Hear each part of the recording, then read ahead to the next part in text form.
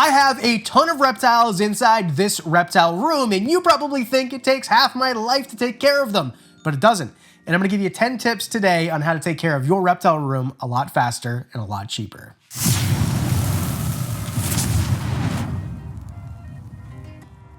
Keeping a reptile room is a lot of work. I'm not gonna pretend that it's not, but there are things that you can do to streamline the way you do things, and that way you're not spending your entire life down in your reptile room working away like a slave of reptiles, like a reptile slave. Starting off with a pretty obvious one, buy in bulk. So this is for everything. If you wanna buy your rats, buy them in bulk. Don't buy week by week. Buy, for 5 weeks, 6 weeks, 3 months, and you're gonna get a better discount. Not only that, but you only have to go to the rat supplier once every 3 months, so 4 times a year, rather than going every freaking week. Going every week, especially if you have a bunch of snakes, to go get rodents is amateur hour. Get a chest freezer and buy in bulk, and by the savings that you get from buying in bulk, that'll pay for that chest freezer in the first year guaranteed.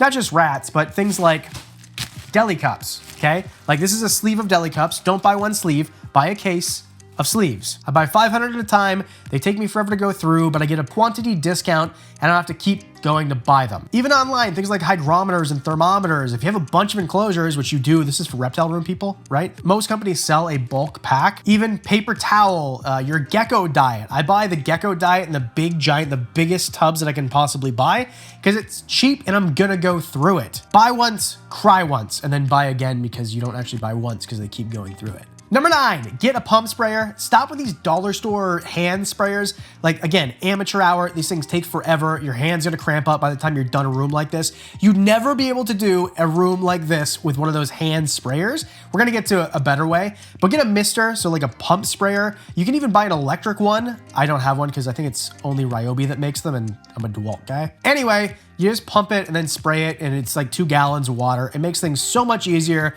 like you see here. And this way I can get off 2 gallons of water in, 15, 20 minutes, rather than sitting there with the piddly little sprayer. Number 8, get cameras so you can keep an eye on things. This is obvious for breeders. So if you breed something like tree monitors, for example, oh man, I can't wait to show you the new tree monitors. Oh my, hit subscribe because I got the coolest freaking tree monitors I'm showing you next week. Anyway, if you're breeding, you wanna look for breeding behavior. Sometimes you're gonna miss it. You're looking for animals that might be laying eggs. So I have cameras in the rooms. So all of the reptile rooms have cameras so I can keep an eye on things. Make sure that, if I hear a bang in the middle of the night, I don't think like someone's breaking in my house. I think a snake escaped. Like that's my first thought because it has happened and I look at the camera and I'm like, oh, I left the bin open.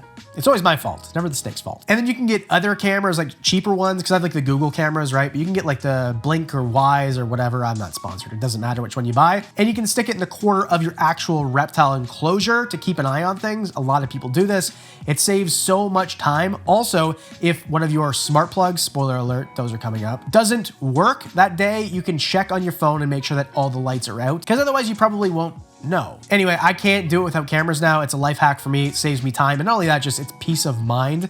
So get cameras all over the place. Plus, if you have a nocturnal animal like an emerald tree boa and you think it doesn't move, you can look at your camera from the night before and I promise you it moves. Mine moves all the time. I just never see it because she looks like this most of the time during the day. Number 7, this is a new one for me, puppy pads instead of paper towel. So I buy paper towel in bulk because I use it to clean things and I use it for substrate for quarantine.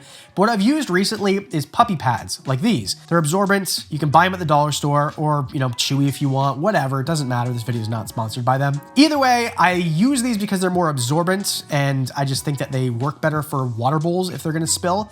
I can't show you the enclosures that I'm using them in because that's a very secret thing until Thursday next week, in which I show you everything. Again, I could not explain more how I'm so freaking excited. Obviously, these are hacks to save you time. Never take a shortcut that would hurt your animals.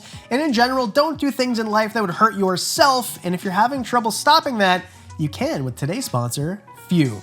Fume isn't about breaking habits, it's just about taking the bad out of the habit, and I'm sure you've heard about this flavored air device that is award-winning by now. I fidget with this thing all day. I love it because it's that hand-to-mouth feel that you want. It's that fixation, but it's also That sound is amazing. It just feels good. Plus, it's simple. It's reusable. All you do is you change the core inside of your Fume. This one is cinnamon hearts. I really like it. There's crisp mint, which is another favorite of mine. There's no harmful chemicals. It's not addictive. No batteries to charge. No nicotine. No smoke. No vapor. Just flavored air. And it's not just me. Over 500,000 people have already made the switch. Plus, they've got this new topper that I really like. It's rubbery and you can chew on it. It's reusable. And we're gonna give you one for free if you pick up the Journey Pack today. Go to tryfume.com/Wickens. That's tryfum.com/Wickens. And when you pick up the Journey Pack today, we'll give you a free topper. Speaking of water, number 6, RO system. Buy an RO system. I go to people's houses and I see their collections, and I'm looking at you, Dion and Brad, and they have these like cases of reverse osmosis water. Just get a reverse osmosis system. By the time you factor in all the buying of this water that you go to the store and all your gas and all your time, you're gonna pay off an RO system in a year probably. If you can buy them for $300 online, mine I think was $299 Canadian. And then you change the filters once a year, which costs you, I don't know, $40, something like that. And you have basically unlimited reverse osmosis water. Plus, if you have reservoirs for like a misting system, you can get float valves so that they literally just fill up all the way all the time until they overflow, or like just before they overflow. Anyway, I have one. I'll never not have one ever again. It's just such a pain in the butt to go get reverse osmosis water for your misting systems or frogs or whatever you need it for. You're gonna notice if you have bioactive enclosures in your reptile room that you're gonna get fungus gnats, fruit flies, flying stuff that you don't want. So get some sticky stuff, but don't get the sticky stuff that's gonna be in a place where if your snake gets out, it might get caught on it. So I use these kind of like, they look like butterflies and they're double-sided sticky, and then I stick them on top of the enclosure in the back so you can't really see them, and then they collect all the fungus gnats that come out of the top of the enclosure. Now, of course, I'm not saying that you should have infestations. I don't have infestations, but you're gonna get flies and bugs, and it's just gonna be annoying, especially if you're using naturalistic substrate, or even if you're feeding organic materials to your, it just happens. So if you're, and I know I get this question all the time, what do you do about it? That's what I do about it. And that brings me to number 4, misting systems. This is so obvious, and I've been talking about this for years. Get yourself a Mist King system. That's the one that I really like. Habitat makes a good one too. Buy one and set it up for all of your enclosures. Sitting there with a freaking, even if it's a pump sprayer, like amateur hour. And I know people like to say, well, I like to check on all my animals. You can still do that. You can still go check on your animals, but then you can go on a day trip and not have to worry that your crested gecko is not getting enough water. You know what I mean? Just have them set up properly and it saves you so much time. Plus it's fun. In my living room, I have 5 enclosures on a Mist King system, and I'll be, sitting there watching a movie with my family, and then they'll just go off and I stop watching the movie and I look at how the animals react to the misting system going off. So they're worth it, saves time, saves headache and hassle, and allows you a little bit more freedom also. But still check your animals, obviously. You just don't need to do it while you're spraying with a hand sprayer. Number 3, get smart plugs. Automation is the best, okay? I would never, can you imagine going around all my reptiles, switching things on and off like a caveman? Like, no freaking way I would do that. Or Luminize, so not sponsored by Arcadia, but the enclosure, so these enclosures are off because they go off 30 minutes after sunset thanks to the Google app, so it changes all day and it cycles automatically and I don't have to think about it. Those ones are on Indonesia time, or that cycle of light basically. So they're on Luminize, and those lights you're gonna see through the video, they keep getting dimmer and dimmer and dimmer. So they simulate the sunset and the sunrise. Luminize isn't sponsoring, Arcadia's not sponsoring, but I like them. And that way you don't forget things. I don't know, I seriously can't imagine flicking things on and off manually, because it's gonna be a different time every day unless you're like setting an alarm when to go down there.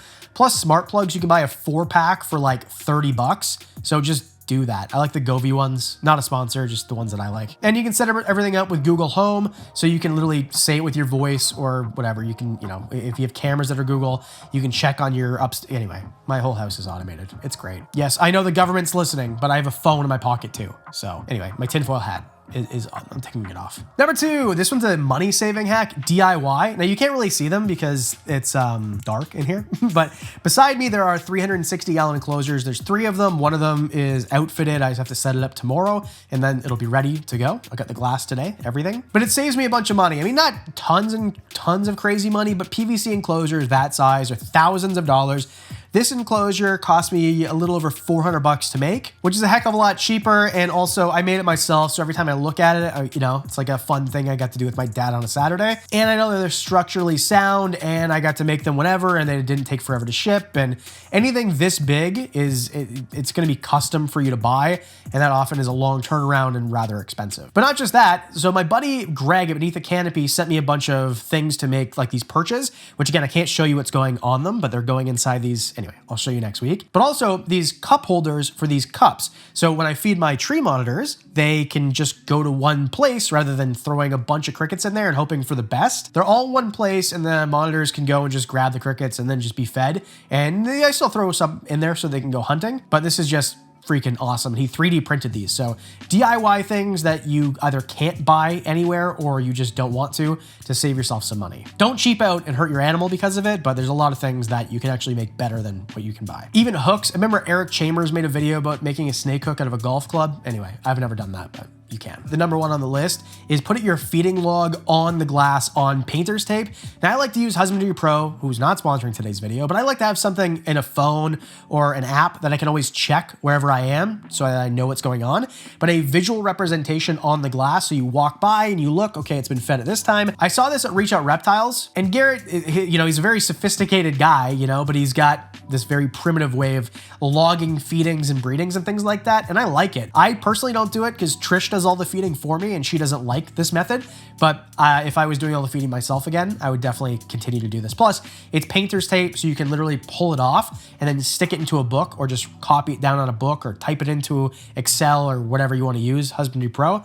So that's my number one. So there you go. Let me know in the comment section below what a great tip that you want everyone to know about your reptile room and how you save time and money. And as always, because we do videos twice a week, usually 3 times this week, I'll see you in the next one.